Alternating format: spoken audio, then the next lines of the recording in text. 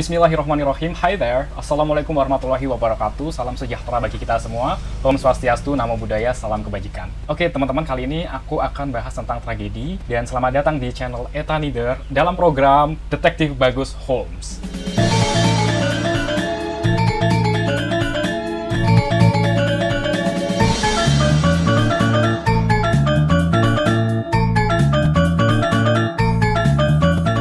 Oke guys, kali ini aku akan bahas tentang kasus di mana kasus ini adalah kasus pembunuhan. Ada seseorang yang bernama Jeffrey Dahmer. Dia manusia guys, tapi karena dia sudah membunuh 17 orang, di media-media itu menyebutkan bahwa dia dijuluki sebagai monster Milwaukee. Sebenarnya aku juga agak ngeri sih, kayak baca-baca di situs web, terus mencari sumber informasi dari video, dari bacaan-bacaan juga, dari bacaan bahasa Indonesia dan bahasa Inggris. Jadi teman-teman yang merasa ngeri dengan kasus-kasus pembunuhan, boleh di skip aja videonya, nggak perlu ditonton juga nggak apa-apa. Karena di sini aku akan bahas tentang tidak hanya pembunuhan, tapi juga nanti akan membahas yaitu di mana si Jeffrey ini dia juga memakan jantung si korban dan juga melakukan hubungan, istilahnya apa ya, tindakannya tidak senonoh. Jadi untuk memuaskan hasrat seksual dari Jeffrey ini, dia melakukan tindakannya tidak senonoh kepada mayat korban, yaitu dengan master teeth.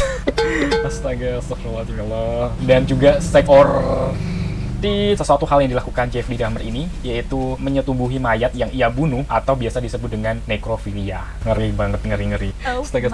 Jadi aku teman-teman ya, sedikit aku cerita sebelum aku merangkum. Tahu nggak sih, baca-baca ininya, historinya, sejarahnya, dan baca di situs web ini dan baca di situs web itu, dan setelah itu aku baca tuh kayak agak mual gitu guys, kayak ngeri banget gitu lah. Dan ya gitulah, gila sih. Kasus yang dia lakukan si Jeffrey Dahmer ini, dia memotong 17 pria dewasa dan anak laki-laki dari 1978 hingga tahun 1991. Dan kasus ini dia melibatkan nekrofilia, menyetubuhi mayat korban, dan juga kanibalisme, yaitu memakan bagian organ dalam si korban dan berusaha untuk mengawetkan mayat-mayat korban.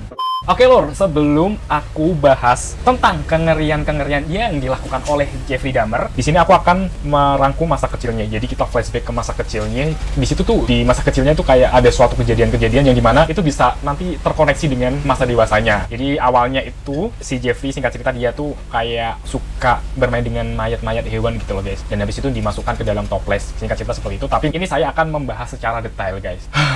Gila. Ngeri banget. Nah, dalam beberapa sumber dan informasi yang coba aku baca, dan di situ bahwa si Jeffrey Dahmer itu diduga dia tuh memiliki masa kecil yang kelam. Nah, si Jeffrey Dahmer ini adalah seseorang yang diduga dan digosipkan informasi-informasi yang beredar bahwa si Jeffrey Dahmer ini kekurangan atau kehilangan kasih sayang orang tua, entah ayah dan ibunya. Ibu si Jeffrey Dahmer ini punya penyakit jiwa guys. Jadi kayak ada mental illness gitulah, memiliki mental yang kurang stabil, di mana informasi yang beredar, ibunya ini seseorang yang agak tegang, serakah, dan haus kasihan, dan terkadang suka adu mulut dengan suaminya, begitu juga dengan tetangganya. Nah, menurut ayah Jeffrey, diduga ibu Jeffrey memiliki penyakit hipokondria, yang mana ibu Jeffrey ini menderita depresi dan menghabiskan lebih banyak waktu di tempat tidur dan menolak untuk menyentuh bayi Jeffrey karena takut akan kuman dan juga penyakit. Sedangkan ayah Jeffrey ini, yang bernama Lionel Dahmer, dia sering tidak di rumah karena melanjutkan studi doktoralnya. Jeffrey ini tuh kayak sering melihat orang tuanya bertengkar gitu loh guys. Waduh,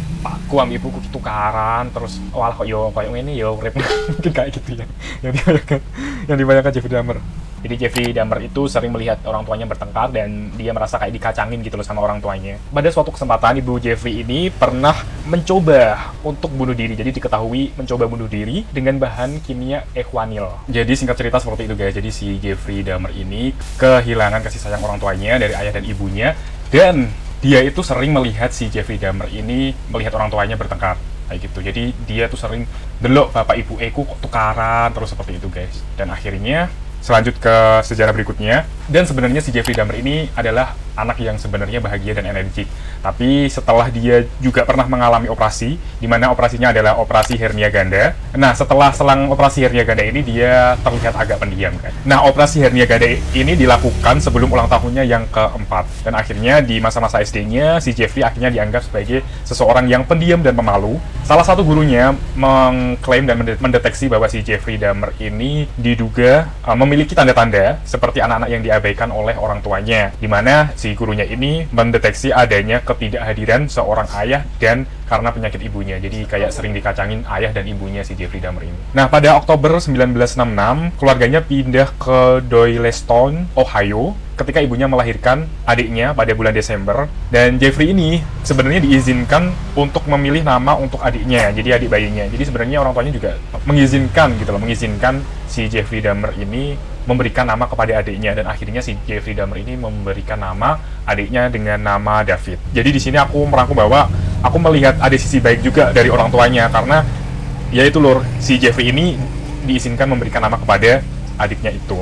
Dan pada tahun yang sama juga, akhirnya ayah Jeffrey ini memperoleh gelarnya sebagai doktor. Akhirnya si ayahnya ini mulai bekerja sebagai ahli kimia analitik di dekat Akron, Ohio. Nah, sebelum si Jeffrey Dahmer ini melakukan mutilasi kepada manusia, di sini tuh sudah ada dijelaskan di sejarahnya bahwa pada waktu kecil si Jeffrey Dahmer ini menunjukkan minat kepada hewan yang mati. Jadi pada usia 4 tahun, Jeffrey Dahmer ini ada ketertarikan pada hewan mati, dan dia melihat ayahnya mengeluarkan tulang hewan dari hewan rumah keluarganya. Menurut ayah Jeffrey, si Jeffrey Dahmer ini suka memainkan tulang-tulang hewan yang mati, kayak digesek-gesek seperti biola gitu loh guys. Jadi dia kayak tertarik dengan tulang belulang, dan dia menganggap bahwa itu adalah seperti tongkat biola. Dan akhirnya si Jeffrey Dahmer ini mulai melakukan ketertarikan memutilasi hewan-hewan, di mana hewan-hewan yang sudah mati itu dimutilasi, dan dia membawa kucing mati dan memasukkan ke dalam toples dan mencoba untuk mengawetkan kucing yang sudah mati itu.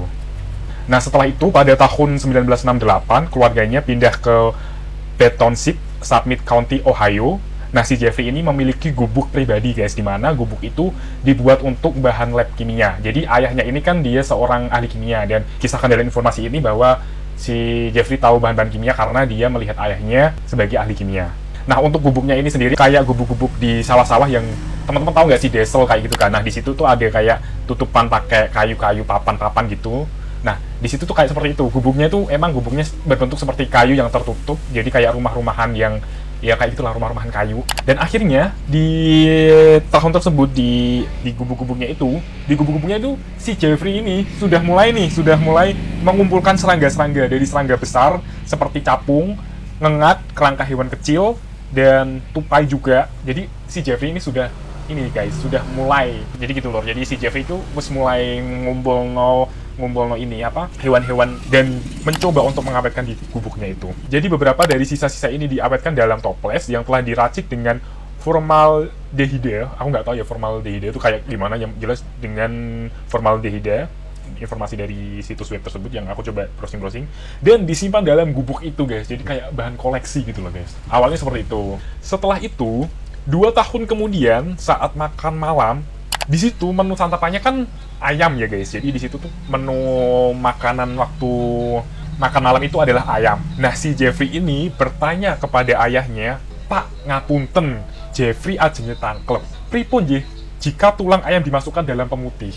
Nah, seperti itu awalnya. Nah, bapaknya Jeffrey ini, positive thinking, wah, anakku suka dengan hal ilmiah nih. Akhirnya ayahnya itu berpikir, iki kayaknya anakku bakal jadi ilmuwan ki, mungkin kayak gitu ya dalam pikiran ayahnya ya. Akhirnya bapak Jeffrey ini mendemonstrasikan cara memutihkan dan mengawetkan tulang hewan dengan aman. Nah, pada suatu kesempatan dia bertemu dengan temennya, dan dia membuat kayak lelucon yang creepy, kayak ngeri apa ya, segitulah. Nah, si Jeffrey ini memenggal bangkai seekor anjing dan memaku tubuh anjing itu ke pohon, dan menusuk tengkorak anjing ini pada tongkat di hutan yang berada di belakang rumahnya.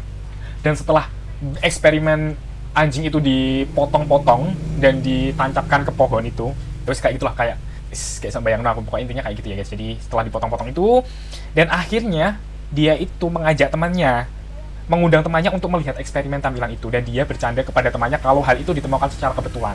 Jadi Jeffrey ini setelah Jeffrey itu memotong-motong dan memaku tubuh anjing itu, dan Jeffrey itu mengundang temannya, dan temannya itu bilang ke temannya bahwa ini adalah suatu hal yang kebetulan, kok tiba-tiba ada kayak gini gitu loh. Ya sontak lah kalau aku jadi temannya Jeffrey, mikir, waduh, ini kok hewan anjing kok bisa dipaku kayak gini secara kebetulan, pasti ini ada penyihir atau dukun nih yang melakukan hal itu, kan pasti ngeri kan kayak gitu kan guys. Jadi temennya yang mikir bahwa ini adalah suatu hal yang seram gitu loh. pada masa remajanya, ketika Jeffrey berumur 14 tahun, ia mulai minum bir guys dan alkohol keras dan sering menyembunyikan minuman kerasnya ini di dalam jaket yang dikenakan ke sekolah. Jadi sebenarnya kan 14 tahun kan masih belum boleh minum minuman gitu loh kalau di luar itu, tapi dia tuh masih kecil karena masih 14 tahun, jadi nggak boleh kayak gitu apalagi di sekolah gitu kan. Jadi dia tuh udah berani membawa minuman-minuman keras di sekolahnya dengan menyembunyikan di jaketnya itu. Nah, pada waktu itu kan kelas pagi, di situ ada kelas sejarah, dan ketika itu temennya itu berusaha menegur si Jeffrey ini. Jeff, lapo kamu kok ngombe-ngombe keras, awakmu ku sik 14 tahun loh. Temennya tuh kayak gitu, kamu kalau sik 14 tahun kok wes ngombe-ngombe. Bilangnya kayak gitu kan temennya.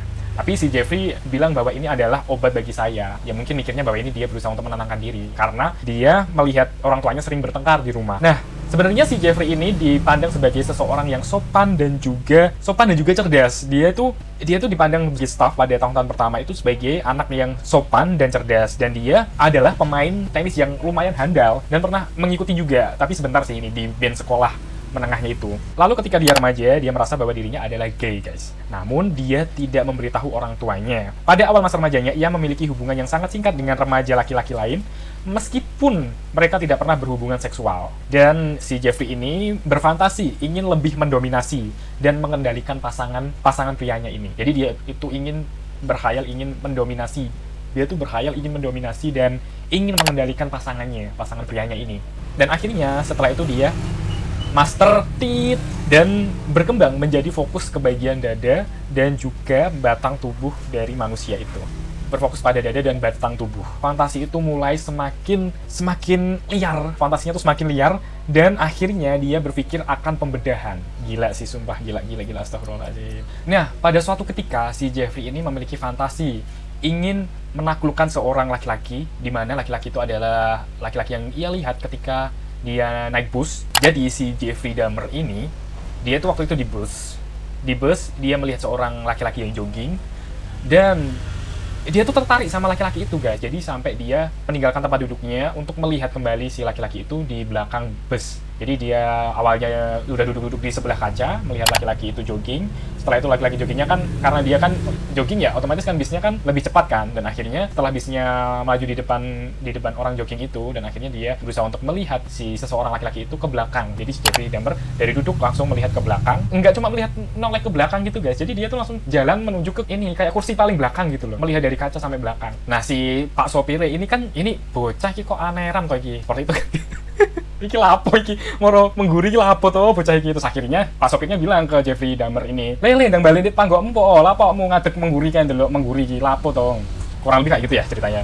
Dan akhirnya Jeffrey Dahmer kembali ke tempat duduknya. Dan sampai akhirnya dia turun dari bus dan dia tuh menunggu si laki-laki jogging itu untuk lewat gitu loh. Akhirnya si laki-laki yang jogging itu lewat.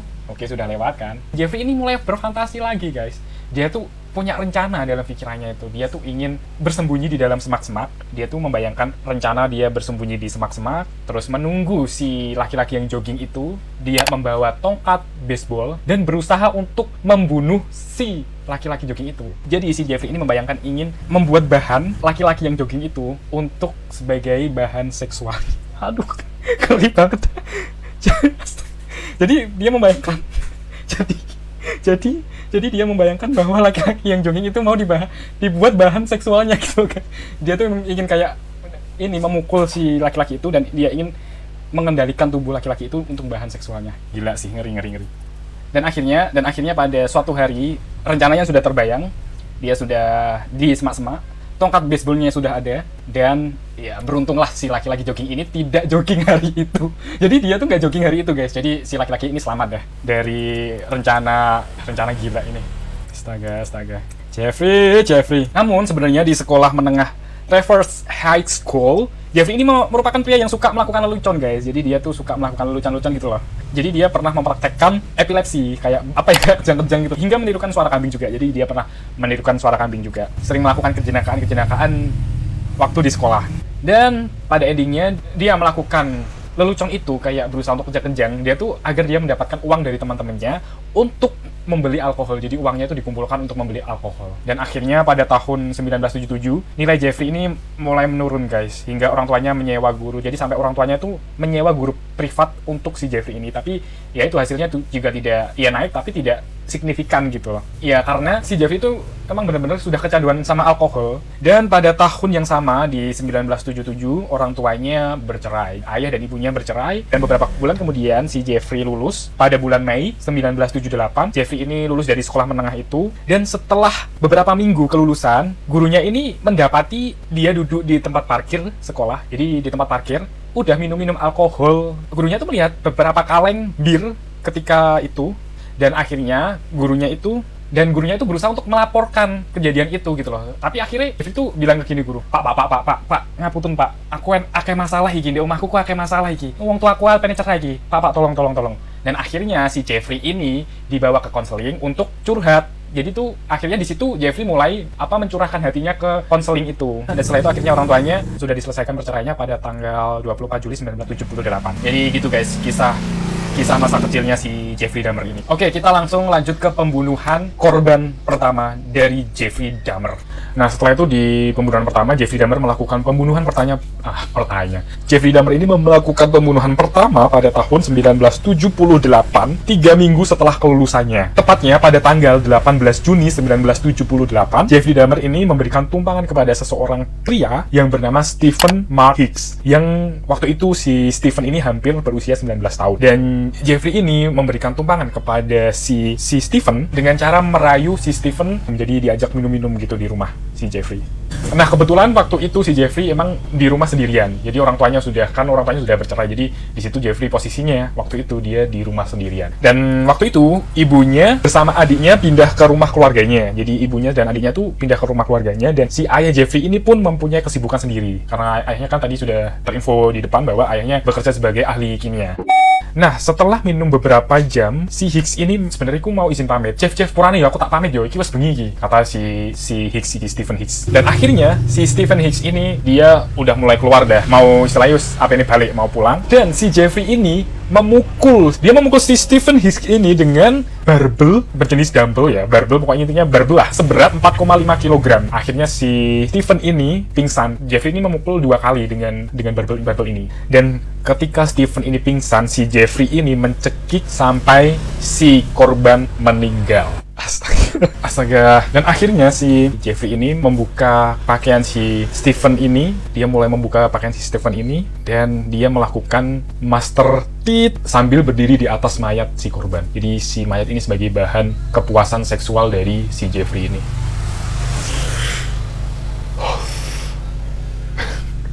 Astaga.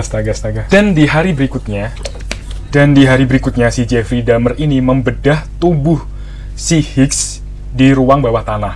Rumahnya itu ada ruangan bawah tanah dan dia kemudian mengubur sisa-sisa. Jadi tuh si Jeffrey ini membedah tubuh Hicks dan akhirnya mengubur sisa-sisanya di kuburan. Jadi kuburannya kayak dangkal, buat kuburan dangkal gitu loh di belakang rumahnya si Jeffrey. Setelah dikubur itu beberapa minggu kemudian si Jeffrey ini mengambil lagi. Jadi kayak menggali lagi gitu loh guys. Jadi itu setelah dikubur beberapa minggunya digali lagi dan mengupas dagingnya dari tulangnya gitu loh. Setelah dikubur terus diambil lagi gitu loh. Astaga.